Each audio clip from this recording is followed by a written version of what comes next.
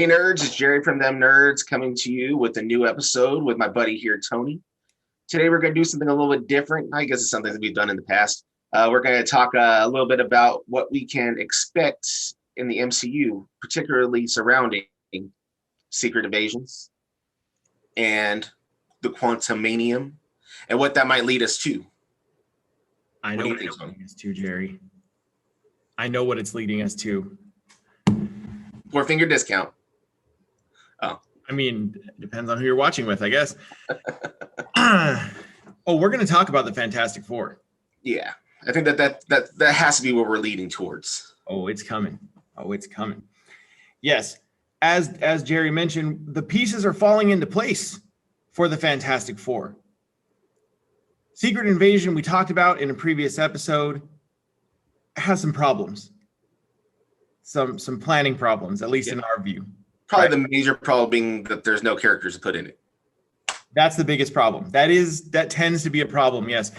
And of course, the biggest piece of the puzzle that seems to be missing is the Fantastic Four. So we talked in that episode about the casting of Secret Invasion and who's the big one, Jerry? Who's the big get that they got for Secret Invasion? Emilia Clarke. Who's she gonna be, Jerry? I believe she's gonna be Sue Storm. I agree with you. Jerry and I batted this one back and forth when they announced that they had cast her about whether she was going to be Sue Storm or Spider Woman. Oh yeah, or Spider Woman. Right. Or Mephisto. But I think now in the conversations that we've had, I was already pretty sure that she was going to end up being Sue, but it was when they cast Killian Scott in an undisclosed role that it really clicked for me that I'm pretty sure he's going to be Reed Richards. She's going to be Sue Storm. Fantastic Four. Yeah, I agree. 2/4 of the Fantastic Four. 1/2 for those of you simplifying your fractions at home. Yeah, maths. Quick maths. All right. So let's say Secret Invasion, we get Sue Storm, Sue Richards, and Reed Richards, right? Like Mr. Fantastic, Invisible Woman. We've got some more Fantastic Four related content. You mentioned Quantumania. How does Quantumania connect to the Fantastic Four, Jerry? Well, I think that the MCU has a problem, which is that they acquired a large portion of their catalog well after they had established an already existing MCU. So they have to explain where have these people been. And so I do think that the best way to do so, and I've said this before, I think that you can utilize the Quantumania or the Quantum Realm to say that they somehow were also lost. We obviously know that from Ant-Man and the Wasp, that when Janet got stuck in there, that she ended up being pulled back out. And when she got pulled out, she had been changed, molecularly. I don't know if that's the right word because I'm not a scientist. This isn't a science show. Yeah. Not Mr. Wizard. It would make sense that, you have these scientists that could have the same thing happen to them. And then maybe through the course of the Quantumania, they end up getting pulled out, or at least maybe half. Right. That's something that, they could kind of gloss over that in Secret Invasion. They could say, something like after, Nick Fury could be like, oh, Reed and Sue, I know you've been through a lot, but I need your help, blah, blah, blah, something like that. Just reference the fact that they've seen some stuff. Yeah, they've gone through something, and then they could flesh that out later. We know now officially we're getting a Fantastic Four film. Hopefully it's better than the other Fantastic Four films. Can't be much worse. Yeah. Especially the last one. Yeah, I don't think it could be as campy, especially, that's not even go there. But I think that, I've said this to you several times, that I think that, they could be setting up the idea of maybe they can go back utilizing a character like Nathaniel Richards to show him going throughout the course of all the different movies, starting from Iron Man 1, where maybe you only see him for a fraction of a second, where he's putting little whispers in their ears to get them to the point where they finally get to where they need to be at the quantum realm to pull his parents or his ancestors back out of the quantum realm. You know, especially like when you have things like you know, Janet being pulled in, maybe that was what needs to happen. You need to see how she gets pulled in so that we can see how we can pull her back out. Right. Right. Yeah. Nathaniel Richards, of course, for those who are unaware, is Iron Lad in the Young Avengers, which we've talked many times about the Young Avengers and the probability of them coming onto the MCU screen soon. Also, he happens to be a version of a guy you may have heard of named Kang the Conqueror, which is why I'm coming to you live from Chronopolis today. Kang the Conqueror has already been confirmed being played by the fantastic Jonathan Majors from Lovecraft Country. He's going to be Kang in Quantumania, in Ant-Man 3 Quantumania. Yeah, I thought it would, I know I had told you this, that I thought it'd be cool if they utilized showing him, like, you know, coming up with something to get his family out of this quantum realm, and in the background you see a rat sitting there doing a maze of you know, trying to get out of this maze, which then will lead to the events of Endgame, where the rat goes through Scott Lang's car and pushes the button and he lets him out. Like, you know, a lot of people were like, oh yeah, how random is it just a rat goes through and pushes that button? Well, maybe it wasn't so random. I love that idea. And if that's what happens on screen, I'm going to jump out of my seat and I'm going to grab you by the shoulder and be like, you were right. Yeah, you know, like the idea that if he goes back and he somehow goes into the workroom right before Janet and Hank go to do their mission where he loses Janet, and you see him mess up his little you know, I don't know what you call that thing, device. Shrinkifier. I don't know. Yeah. And messes it up so that he can't shrink down past the point of because he needs Janet to be the one that goes in there.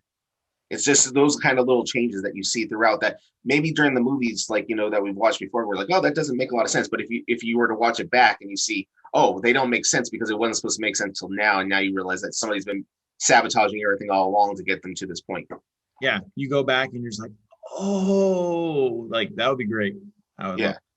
And of course, you know, if we're going to have a conversation about the Fantastic Four in terms of you know, joining the MCU, Kang, huge villain for both the Avengers and the Fantastic Four. He's showing up, you know, but there's another villain who happens to have a large connection to the Fantastic Four. And we've talked about him in the past. He may be coming on screen if we get our way, and that's Dr. Doom. Victor Von Doom. Huh? That's it. Victor Von Doom, if you're nasty. It's a Janet Jackson reference. Yes. Mr. Von Doom, if you're nasty. We've talked in the past about how we believe Victor Von Doom, Dr. Doom, should be introduced as the big bad in Black Panther 2. Yeah. And I agree. I think that would be a good one. And also, I think that they could change it up a little bit. Maybe Victor's not attached to the Fantastic Four when they originally come up missing. That he's somebody who it does live in this realm now, you know what I mean, and becomes infatuated with Sue like he does in the comics and makes him go crazy. And he's also just like a mad person, whatever, and super rich and owns a castle. I mean, why not? Sure. It's 2021. Right. He lived through the pandemic. He was already been masked up. Yeah, he's been masked up. Although there's a lot of holes in it. I don't know how effective that is. It's an N95 behind it. He's fine. Yeah, you know. So there's a lot of pieces that we've talked about so far. If Killian Scott is Reed Richards, Emilia Clarke is Sue Storm to be introduced in Secret Invasion. If we have Dr. Doom to be introduced in Black Panther 2, which would be super rad. We know Kang is coming in Ant-Man 3 Quantumania, and there's a possibility there for Nathaniel Richards to make his way in, the Young Avengers whole situation. But what about the other two members of the Fantastic Four? The kind of the two leftovers here, Ben Grimm, aka The Thing, and Johnny Storm, aka the Human Torch. Yeah. Where do we see them? Do they show up on Secret Invasion, or do you think they hold them off until the Fantastic Four film? You know, I mean, could they be left in the quantum realm and they don't get pulled all the way out yet? It's just Sue and Reed. I mean, I think it's definitely a possibility. I also find it to be very difficult to figure out who to even cast them in. I mean, my original cast that we had done months back I still stick with who I think should have been Johnny Storm, which was I'm going to jack it up. What did we decide it was? Dacre. Dacre, yeah, or daiquiri, because that's a great drink. Montgomery. So from Stranger Things, I think he would be good. With my idea for Ben Grimes or Ben, I had no idea, or Ben Grimm, not Grimes. He's not, on The Walking Dead. I had a bigger issue with him. I think because I pictured the Rock, version of him, meaning the actual Rock, not the wrestler. Not Dwayne Johnson, right? Yeah, and so I was thinking voice actors, and maybe the only thing I could think of is maybe John Hamm. I could get down with some John Yeah. as the thing. Yeah. Now, would you like, it's totally possible to have a different in-person actor play Ben Grimm and then a voice actor play a CG version of the Thing. Yeah. Oh, yeah. I think that would be great too. That's very similar to the old, The Incredible Hulk. Right. Yeah. Lou Ferrigno, is the Hulk. The other guy isn't. Right. I could get down with John Hamm. That would work. Yeah. That would work. I have my casting for Ben Grimm is Danny McBride from Eastbound and Down. I like the idea of having some comedic kind of touch for Ben Grimm, and I think this would be great. Yeah, but one thing I could say is John Hamm. We know he can be funny. We've seen him in Invincible Kimmy Schmidt when he's a kidnapper. That's true, and he is about to be a comedic take on Iron Man in Rock. That's right. Okay. So I think that I actually think that's a good one. I thought I was trying to figure out too, because you tried to figure out, the two actors that they got to play, or that we were assuming are playing, Sue Storm and Reed Richards. They skew younger, and so I was trying to find someone within, a 10 to 15 year age gap with them, because Ben has always been the older of the group. But yeah, I think that could be good. Yeah, I mean, like you said, he turns into stone, so it's like could be something completely different. But yeah, if we were going, you mentioned voice actor, and one of the voices that popped into my head as soon as you said that was, and I'm a big fan of the web series Critical Role, where a bunch of professional voice actors play Dungeons and Dragons. And there's a voice actor on that show named Travis Willingham. And he does the voice for Thor in the Avengers video game. Okay. And he does a lot of really great voices. And I think he would actually be he has like kind of a low, like booming kind of voice. I think he'd be a good voice actor if you were going to go with like a CG with a voice actor, separately. That would be cool. Yeah. For my Johnny Storm, I had two thoughts. And one of them is totally off the wall. Stephen Yeun, who played Glenn in The Walking Dead. I know we already did the whole like Sue and Johnny not being the same race, and people were mad about it, but we just talked on the show about how people need to get their panties out of their crotch. The idea that, that popped into my head. It was off the wall. I've been hearing his voice on Invincible, and for some reason that clicked for me. Huh? Sorry, the analogy that's really threw me. About the panties. Well, you know how when they get up in there, you get that's literally where they're supposed to be. Not too far. They should be supportive, but not intrusive. I think you meant in a bunch, but they shouldn't be up there even folded neatly. Sorry, go ahead.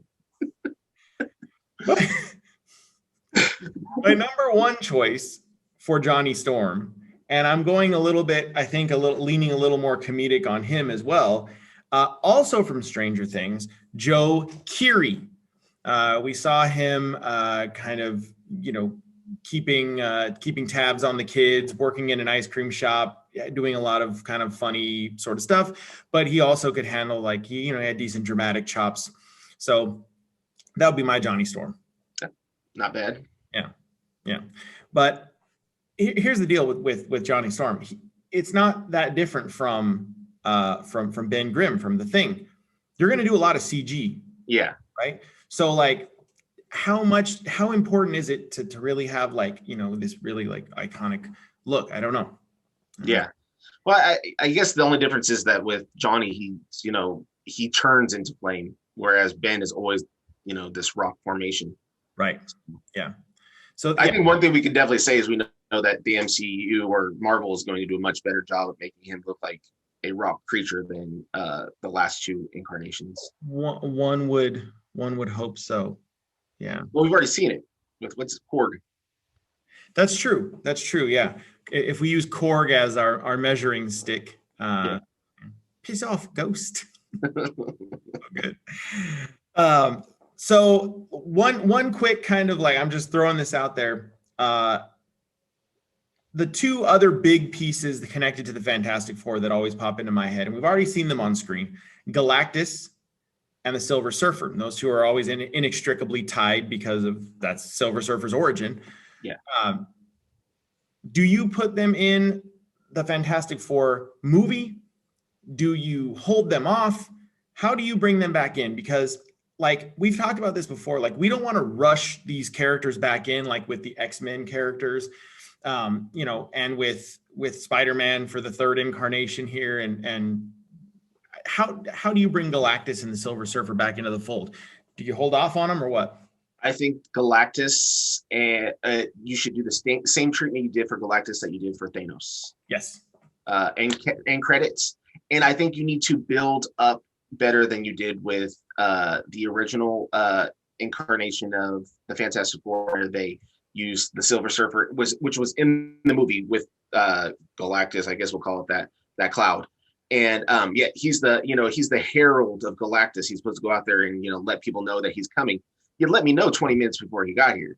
Yeah. You know what I mean? So if you were to do the first movie of this phase, where the end credit is you see Galactus and he sends out the Silver Surfer on his way to Earth, and by the second movie of the phase, the Silver Surfer arrives, and so that you can actually see the arc of the Silver Surfer going from a person who works for the Galactus to now trying to fight for Earth.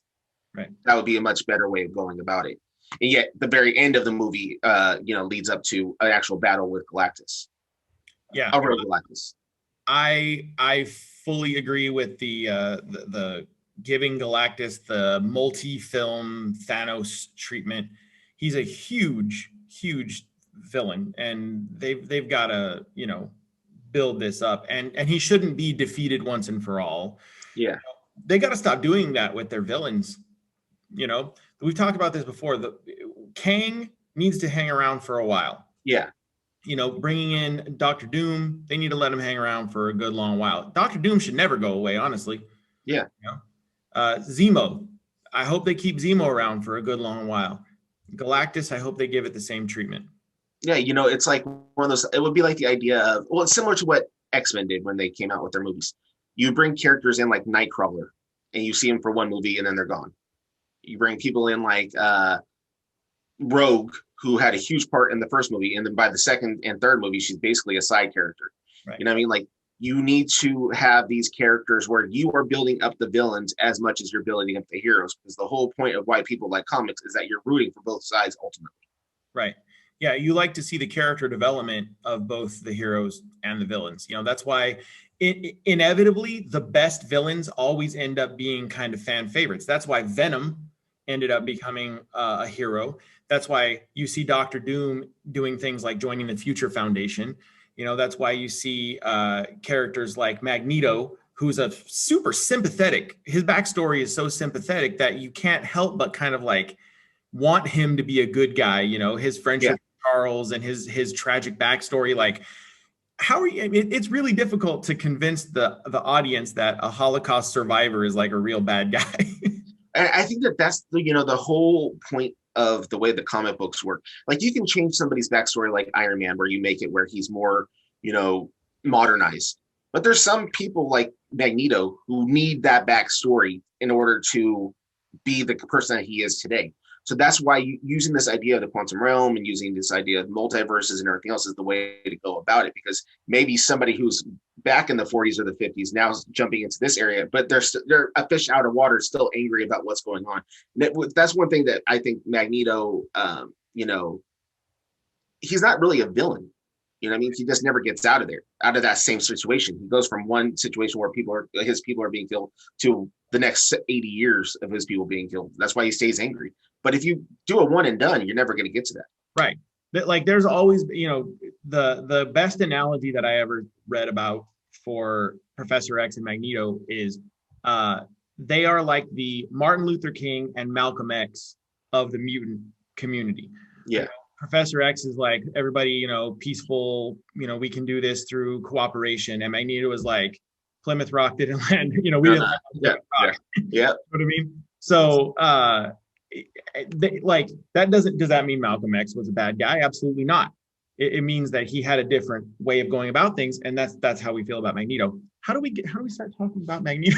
This is what we're talking about. But it's all connected. This is why Secret Invasion's why we're so confused, is because there's all these characters that we need to see first before we get to there. Do I think we can get there? Absolutely.